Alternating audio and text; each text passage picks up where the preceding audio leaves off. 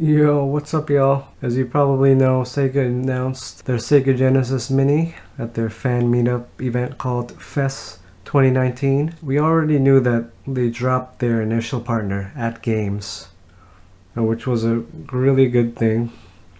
And we finally got to see the physical machine itself, and it looks gorgeous. The volume slider moves, and I think even the cartridge slot opens, so that's really cool. Of course, you can't fit a real cartridge in there, but it's a great touch. Not even Nintendo's NES Classic or Super NES Classic had openable cartridge slots. And then came the really good news, which was that they announced that M2 were working on the software. Yeah, so all the ROMs and the user interface is probably being worked on by M2. And they are really good, to say the least. But I do kind of feel bad for M2. They take months to put out 2 games at a time on the Nintendo Switch Sega Ages collection. And now they have to have 40 games ready for launch by September. So I don't know if they're gonna rush the quality. Will they be able to maintain their regular quality? Who knows? Also, I read that Yuzo Koshiro, the composer of Streets of Rage, was working on the music and the menus. So if you have the NES or Super NES Classic, you know that in the menus they have nice catchy music. It's just nice background noise. But if you have the Sony PlayStation Classic, there's no music at all.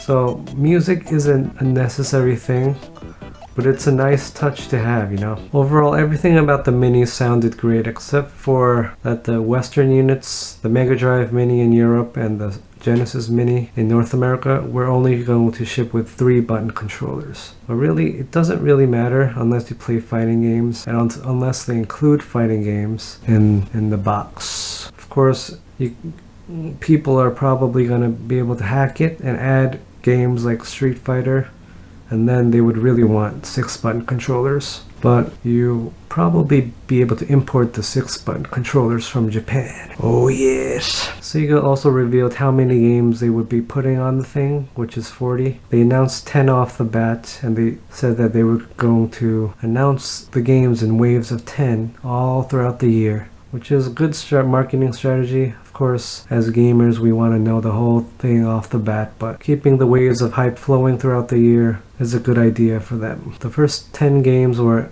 Echo the Dolphin, Castlevania Bloodlines, Space Harrier 2, Shining Force, Dr. Robotnik's Mean Bean Machine, ToeJam and Earl, Comic Zone, Sonic the Hedgehog, Gunstar Heroes, and Altered Beast. I thought it would be fun to express my opinions on what the other 30 games should be. There were certain criteria that led me to my choices. Although the Genesis was known for great sports games, licensed sports games are probably not gonna happen on the Mini due to licensing fees. So although NBA Jam and NHLP Hockey 93 are my favorite basketball and hockey game, respectively, I couldn't include those games. Of course, homebrew games like Pure Solar would be nice, but that wouldn't work. Another criterion for making my list was genre. I feel like having a good variety of genres in a mass market collection is a good thing. So you don't want like 40 platformers, although there were a lot of great platformers on the Genesis. My point is that my list isn't necessarily going to have the 30 remaining best games on the system, or even my 30 favorite games that are remaining on the system. With that said, let's get on with the list. I tried to group up my lists in terms of categories. These are classical platformers. So the first no-brainer was Sonic 2.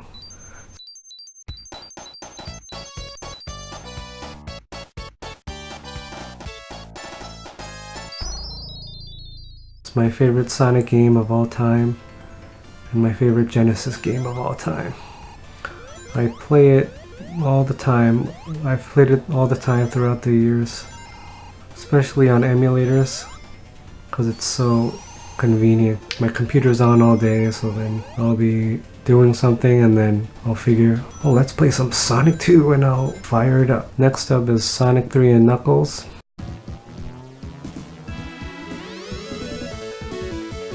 I don't know why it keeps getting excluded from collections like the Sega Genesis collection on the current gen systems. It doesn't even have Sonic 3 and Knuckles. I don't know why that is. This should be on the Mini. If it's not, then I wouldn't cancel my pre-order, but it'll make me mad. It's a massive platformer with 3 playable characters and a ton of levels. Ristar or Ristar or Ristar is a bright and colorful platformer. It's one of the most Nintendo-like games on the system. It has slow, methodical gameplay that reminds me most of Kirby, but it's definitely harder than Kirby. Rocket Knight Adventures has slowly gained love and respect from retro gamers over the years. I don't think it sold well, and it wasn't really popular at the time of release, because it seemed like just another mascot platformer, and people were getting sick of them. It's a great game, great graphics, great gameplay, and it even has a lot of variety. You have shoot 'em up sections and stuff. Earthworm Jim is also another mascot platformer that succeeded when most failed. It doesn't take its story or characters seriously, but it takes everything else seriously. The graphics, the music, everything is great. Ghouls and Ghosts may be the best game in the series. I remember playing this at my friend's house and being very impressed with the game. It looks, sounds, and plays well, even today. Shadow Dancer is a sequel to the Shinobi arcade game in everything but name. The game is really cool because it's set in the future instead of just modern times, like the first Shinobi was. Everything from the aesthetics to the music are awesome. And you have a dog. Any game with a dog is cool. Shinobi 3 feels like it was designed for a home console, and that you have things like a life bar and new moves, like you could dash now, which is awesome, and you could do a down air, which lets you do a 45-degree attack downward. It's very useful. All these things give you a lot of freedom in how you can play the game. So no two people are going to play the game the same way. Castle of Illusion starring Mickey Mouse. I haven't played that much, but most people say that it's the best Mickey Mouse game ever on any platform. And that's saying a lot, because there have been a lot of Mickey Mouse games. I remember my friend had this game at the beginning of the Genesis's life, and it looked amazing. If you followed my channel, you know that I love Aladdin. It's one of the shining jewels of the Genesis's library, maybe as close to a Disney cartoon as the Genesis could render. It plays well and has music that is faithful to the movie.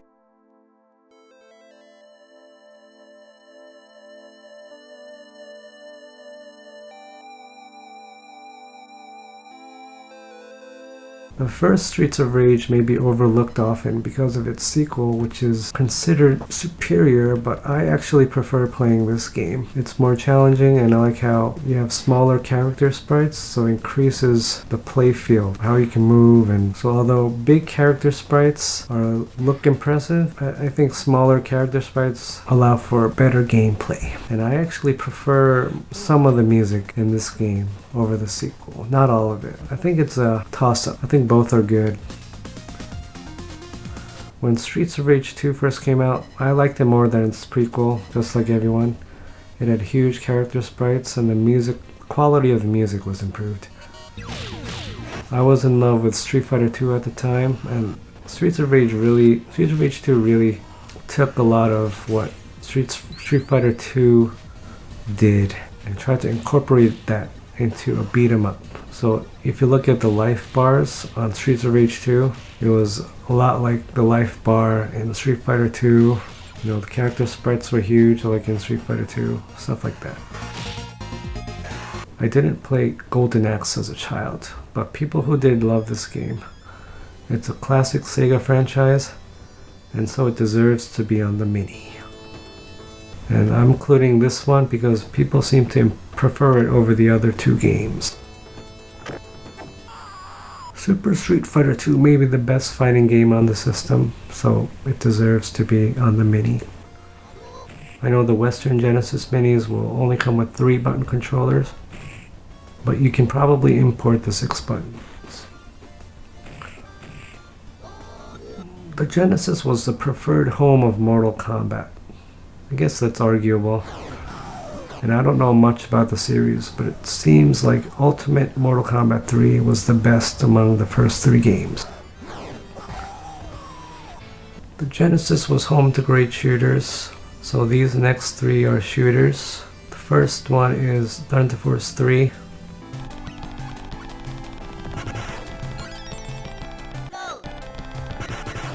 It still plays well, runs well, sounds great, and it's more accessible than its sequel, Thunder Force 4. So I think both games should be on it. So the next game is Thunder Force 4.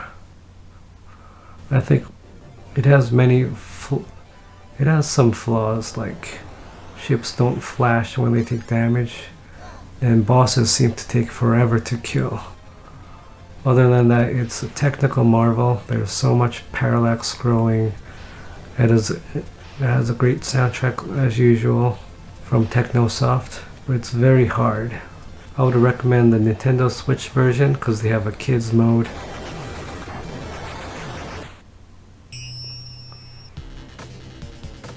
Musha is one of the best vertically scrolling shooters on the system.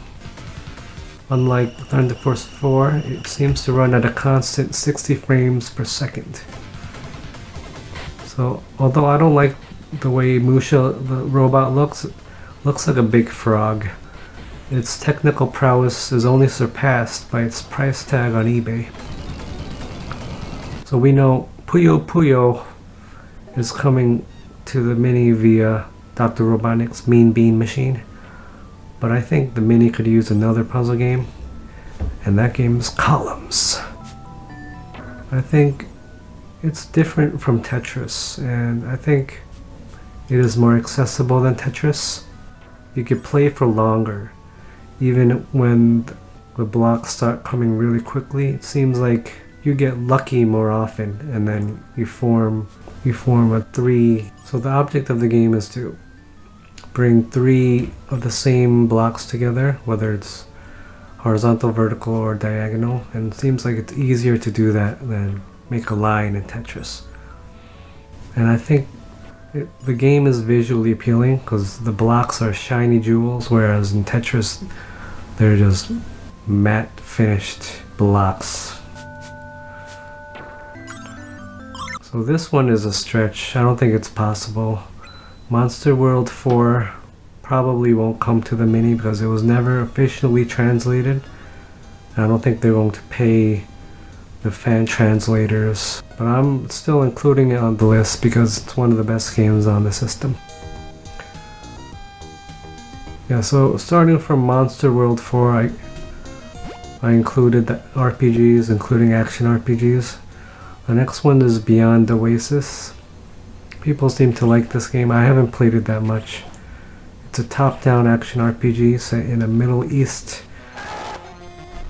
desert setting. It has smooth animation and a deep combat system.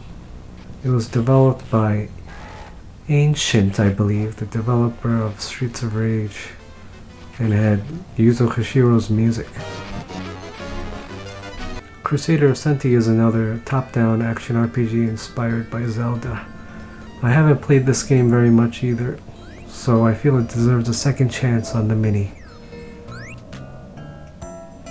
As Shining Force 1 made the original list of 10, I felt that its sequel should as well. I have only played through the third game in the series, Shining Force 3 on the Saturn. Phantasy Star 4 may be the best traditional turn-based RPG on the system.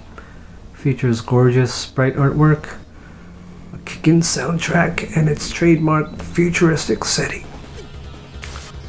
Alien Soldier is a tough technical marvel from Treasure. If I had played this game as a child, my mind would have been blown. I haven't put much time into this game because it's really hard.